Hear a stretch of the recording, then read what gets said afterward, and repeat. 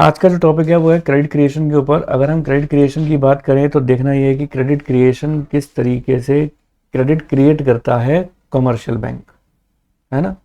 लेकिन credit creation को समझने के लिए एक एजम्पशन, दो एजम्पशन है जो आपको पहले लिखनी पड़ेगी और समझनी पड़ेंगी।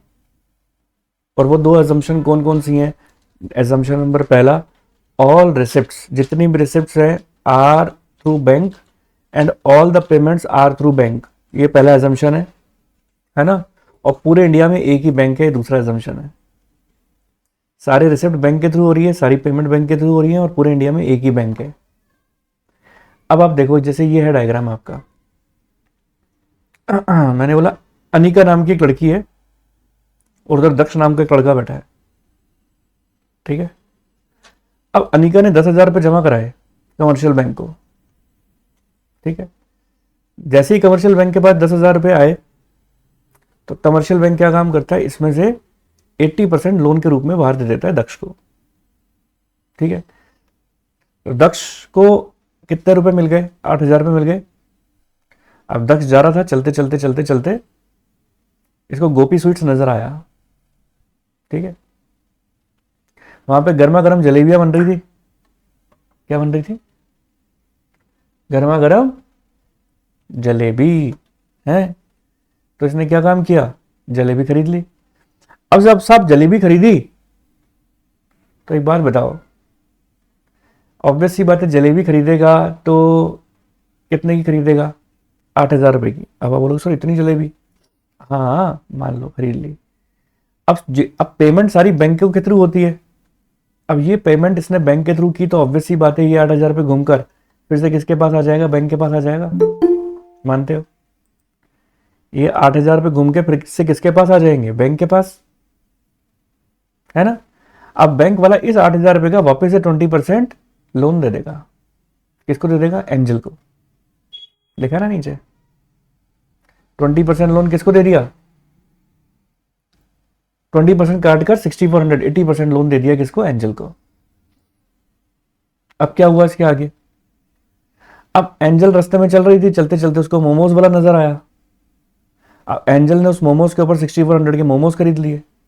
अब आप तो जानते हो कि जितना भी पेमेंट होता है वो सब किसके थ्रू होता है? बैंक के थ्रू होता है।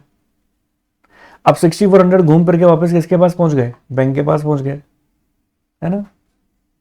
अब 6,400 के साथ भी फिर वही सिलसिला होगा। 6,400 का 80% लोन चला जाएगा, 20% अपने पास रख लेगा, फिर वो बाहर खर्च करेगा उस लोन के अमाउंट को। तो यानी ये सर्किल राउंड द रोटेशन चलता रहेगा, चलता रहेगा, चलता रहेगा, चलता रहेगा। कब तक? जब तक आपका ये जो देखो, सबसे पहले 2,000 रखे थे, फिर 1,600 रखे। जब तक आपका ये 2,000 1,600 ये किसके बराबर नहीं हो जाता, यानी जो पैसा आप अपना रख रहे हो ना अपने पास, यानी जब तक आपका CRR इनिशियल डिपॉजिट्स के बराबर ना हो जाए। इसका फॉर्मूला भी है, money multiplier is equals to initial deposits into 1/LRR। Initial deposit कितना है? 10,000 इंटू 1/20%, ठीक है। तो 10,000 इंटू 1/20/100 करेंगे, सॉल्व करेंगे 50,000। तो यानी अब आप खुद सोच सकते हो 50,000 आ रहा है 10,000 के डिपॉजिट्स पर, तो यानी कितने टाइम्स हो रहा है? 5 टाइम्स हो रहा है ना। मनी मल्टीप्लाई हो गया, 10,000 इनिशियल डिपॉजिट सी 1/, अगर LRR करके देखे तो ये 50,000 बन रहे हैं। इसका मतलब 10,000 के अगेंस्ट में आप 50,000 बना रहे हो, इसका मतलब 5 टाइम्स आपका क्या हो गया? Money multiplier. 5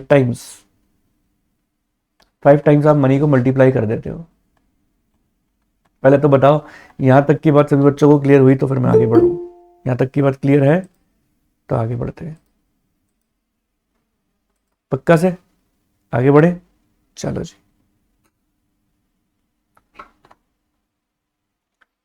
अब देखिए बच्चों, अब कंट्रोलर ऑफ मनी सप्लाई यानी क्रेडिट कंट्रोल फंक्शंस भी आता है। क्या चीज है? दो तरीके के क्रेडिट कंट्रोल फंक्शन है, एक है क्वांटिटेटिव मेजर और एक है क्वालिटेटिव मेजर, ठीक है। क्या चीज होती है क्वांटिटेटिव मेजर, क्या चीज होती है क्वालिटेटिव मेजर, समझेंगे। पहला देखो, आप लिखा है जनरल कंट्रोल मेजर। पहला क्या है? जनरल कंट्रोल मेजर, ठीक है। अब इसके अंदर क्या चीज आएगी? पहला बैंक क्रेडिट पॉलिसी, दूसरा repo rate and reverse repo rate policy, तीसरा ओपन मार्केट ऑपरेशन, और चौथा लीगल रिजर्व रिक्वायरमेंट। ठीक है। और अगर मैं बात करता हूँ, इसको जनरल कंट्रोल मेजर कहते हैं, और अगर क्वालिटेटिव मेजर की बात करूँ, स्पेसिफिक कंट्रोल मेजर में margin requirement, moral suasion, credit rationing. ठीक है। अब आप देखो, अब इसके अंदर मैं आपको बात बताना चाहता हूँ, इन्फ्लेशनरी सिचुएशंस क्या होती हैं। ये तो दो कंसेप्ट अपन को समझने जरूरी है आगे की चीज के बातें के लिए। इन्फ्लेशनरी सिचुएशन मतलब होता है राइज इन प्राइजेस। प्राइजेस कब बढ़ जाती हैं? किसी भी चीज की जब डिमांड बहुत ज्यादा होती है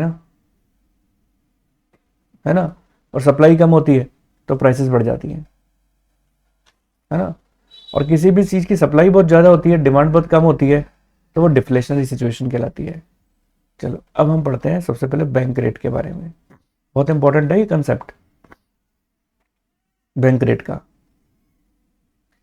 अब देखो बैंक रेट का कंसेप्ट क्या बात बोलता है। ये है आईसीआई बैंक, ये है आरबीआई। ठीक है।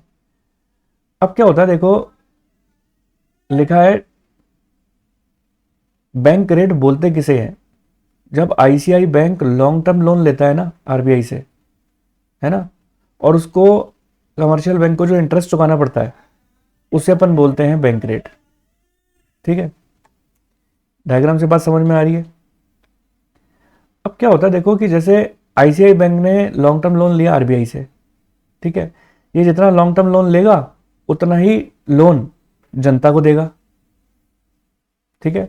अगर मान लो पहले आरबीआई 4% की रेट से आईसीआई बैंक को लोन दे रहा था, कौन? आरबीआई, आईसीआई बैंक को।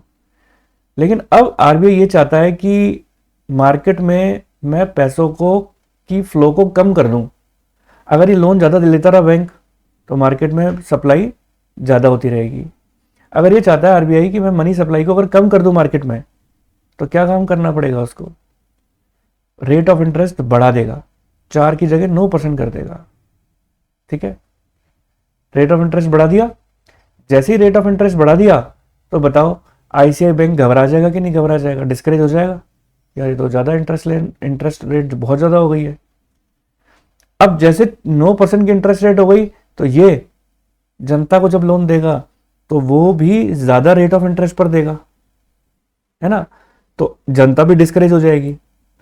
तो आरबीआई को जब जनता को डिस्करेज करना होता है ना, कि लोन जो है महंगा कर देता है, इंटरेस्ट रेट बढ़ा देता है ताकि लोग लोन कम लें, तो जो मनी सप्लाई है मार्केट में वो कम हो जाती है। यही अगर आरबीआई चाहता है कि मनी सप्लाई मार्केट में बढ़ जाए, और आरबीआई ये चाहता है कि लोग लोन जो है वो ज़्यादा से ज़्यादा लें, तो ऐसे केस के अंदर क्या काम करना पड़ेगा? इंटरेस्ट रेट को कम कर देना पड़ेगा। अगर इंटरेस्ट रेट कम हो जाएगी, अगर इंटरेस्ट रेट कम हो जाएगी, तो ICI bank come rate of interest के ऊपर ही लोगों को लोन दे देगा। अब लोगों के पास लोन अगर ज़्यादा पहुंच जाएगा, तो बल्ले बल्ले मनी सप्लाई ज़्यादा हो जाएगी। तो अल्टीमेटली मैं ये बात बताना चाहता हूँ, आईसीआई बैंक आरबीआई से यानी सेंट्रल बैंक से लोन जो लेता है जिस रेट पर, उसे अपन बैंक रेट कहते हैं। और बैंक रेट को बढ़ा या घटा के आरबीआई मनी सप्लाई को मार्केट में कंट्रोल कर सकता है। To control the money supply, RBI will increase the bank rate, it will make the loan more costlier for commercial bank, and it will discourage them to take loan from RBI. Also the interest rate will increase, which will discourage the public to take the loan from commercial bank. Clear है यहाँ तक बात सभी बच्चों को? बोलो। तो देखो दो तरीके की रेट होती हैं, एक रेपो रेट होती है और एक रिवर्स रेपो रेट होती है। तो पहले तो रेपो रेट को समझो। बैंक रेट के अंदर मैंने आपको पिछले वाले पॉइंट में क्या बताया था, जब आईसीआई बैंक आरबीआई से जब लोन लेता है, जिस रेट पर लेता है लॉन्ग टर्म लोन, तो उसे अपन बोलते हैं क्या? Bank rate. लेकिन आईसीआई बैंक यानी कमर्शियल बैंक अगर रिजर्व बैंक ऑफ इंडिया से शॉर्ट टर्म लोन लेता है, तो शॉर्ट टर्म लोन लेने पर जिस रेट पर इंटरेस्ट चुकाता है शॉर्ट टर्म लोन लेने पर, उसे बोलते हैं रेपो रेट। यानी लॉन्ग टर्म लोन लेने पर तो बोलते हैं हम बैंक रेट, और शॉर्ट टर्म लोन लेने पर बोलते हैं रेपो रेट। ठीक है। तो ठीक है बच्चों, ये बात आप लोगों को क्लियर हो चुकी है कि रेपो रेट किसे बोलते हैं और बैंक रेट किसे बोलते हैं। अब आती है देखो बात यहाँ पर, हम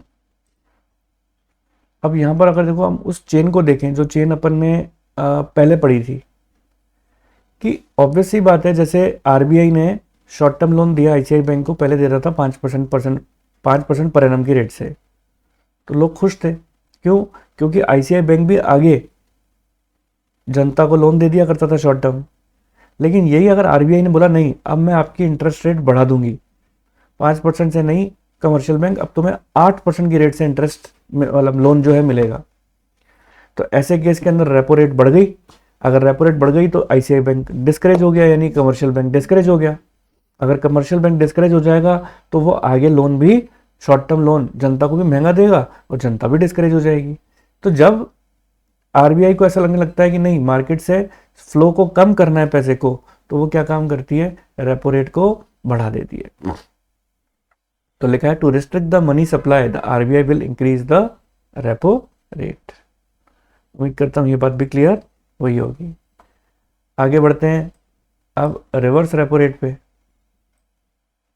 तो देखो रिवर्स रेपो रेट क्या बात बोलती है, रिवर्स रेपो रेट बोल रही है आपको, अब आईसीआई बैंक है, पहले दोनों केसेस के अंदर तो आईसीआई बैंक लोन ले रहा था, लेकिन अब की बार आईसीआई बैंक क्या काम कर रहा है, डिपॉजिट्स करा रहा है।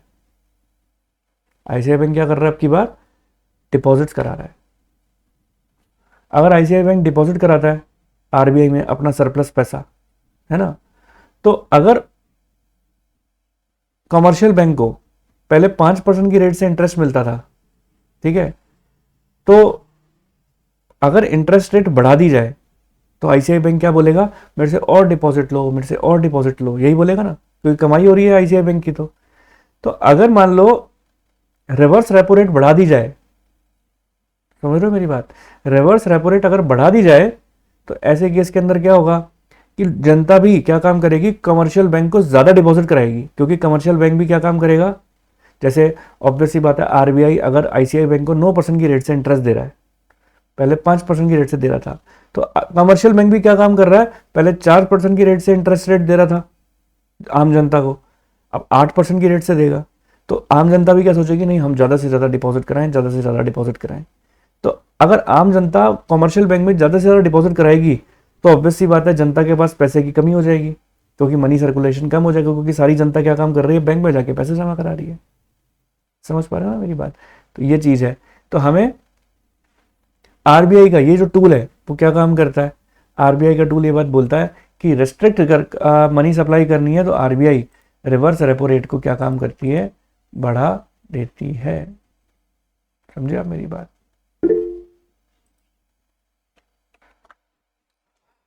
चलिए बच्चों, तो ये बात भी समझ में आई। अब होता है देखो open market operation. Open market operation क्या होता है कि एक तरीके की, जैसे ये है कमर्शियल बैंक और ये है आरबीआई। आरबीआई क्या काम करती है, कमर्शियल बैंक के थ्रू अपनी कुछ सिक्योरिटीज होती हैं वो मार्केट में सस्ती बेचती हैं, ठीक है, कहती है सस्ती सिक्योरिटीज खरीद लो, हम उसके ऊपर आपको हाई रेट ऑफ इंटरेस्ट देंगे, ठीक है, एक की जगह डबल देंगे पैसा आपको, हमारी सिक्योरिटीज खरीद लो। तो लोग लालच में आ जाते हैं, तो सिक्योरिटीज खरीदना चालू कर देते हैं। अब आप बताओ, आरबीआई की सिक्योरिटीज अगर कमर्शियल बैंक के थ्रू खरीदोगे तो पैसे जमा कराने पड़ेंगे और सिक्योरिटीज आपको मिल जाएंगी, तो मार्केट से पैसा कम हो गया। और जब आरबीआई को लगने लगता है कि अब मुझे मार्केट में पैसा वापस डालना है, तो वही अपनी सिक्योरिटीज को खरीद लेती है और मार्केट में जाके पैसा दे देती है। भाई कोई चीज़ अगर आरबीआई खरीदेगी तो उसको पैसे वापस देने पड़ेंगे ना, तो पैसे मार्केट को देकर, ज़्यादा पैसा मार्केट को देकर अपनी सिक्योरिटी खुद की परचेज कर लेती है। तो इसे अपन क्या बोलते हैं, ओपन मार्केट ऑपरेशन, ठीक है।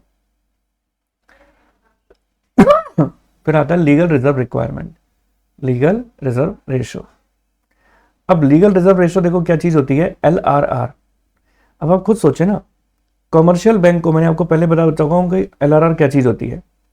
कमर्शियल बैंक को इंस्ट्रक्शन दे रखे होते हैं रिजर्व बैंक ऑफ इंडिया ने कि तुम्हें मिनिमम परसेंटेज मेरे लिए और अपने लिए रखना पड़ेगा, 100% लोन के रूप में नहीं दे सकते हो।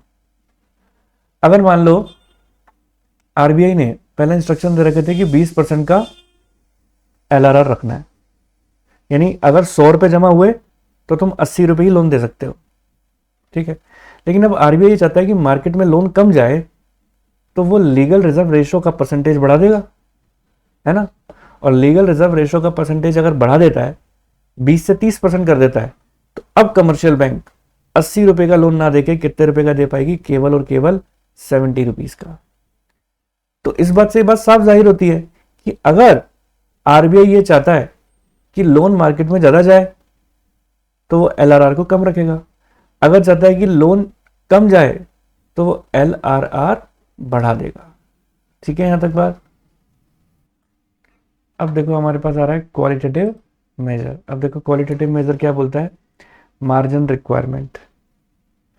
अब क्या होता है ना कि देखो यूजुअली जब लोन है ना, आईसीआई बैंक मान लो अगर जनता को लोन देता है, ध्यान से सुनना, 100 रुपए का लोन देगा तो 130 की सिक्योरिटी रखेगा।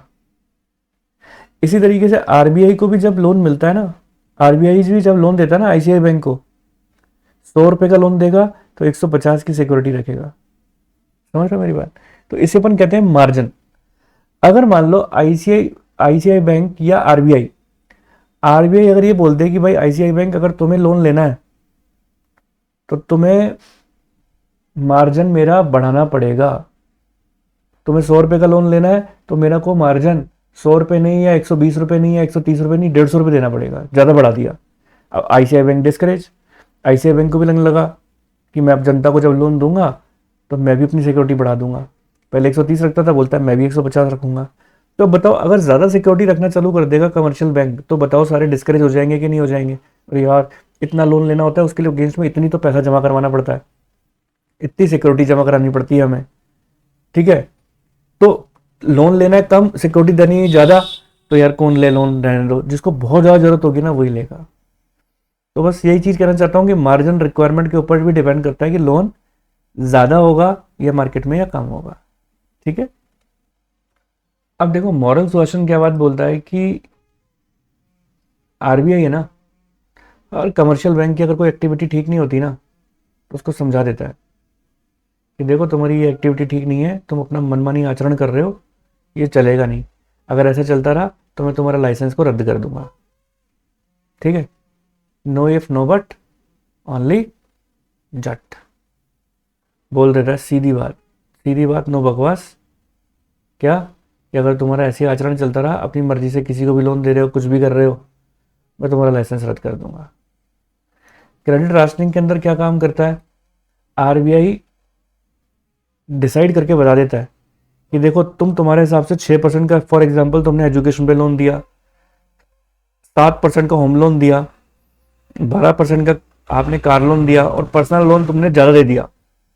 अब क्रेडिट राशनिंग के अंदर आरबीआई कमर्शियल बैंक को ये बोल सकता है कि तुम पर्सनल लोन का रेशो को घटा के एजुकेशनल लोन को ज्यादा कर दो, या इंडस्ट्रियल लोन को ज्यादा कर दो। This is the credit rationing. वो अपने हिसाब से गाइड कर सकता है, उसका मानना पड़ेगा किसको, कमर्शियल बैंक को। तो ये सारे आपके मेजर्स थे, क्वांटिटेटिव और qualitative. Very very very most important, पक्का मेरे हिसाब से आएगा, तो आपको इसको अच्छी तरीके से कर लेना चाहिए।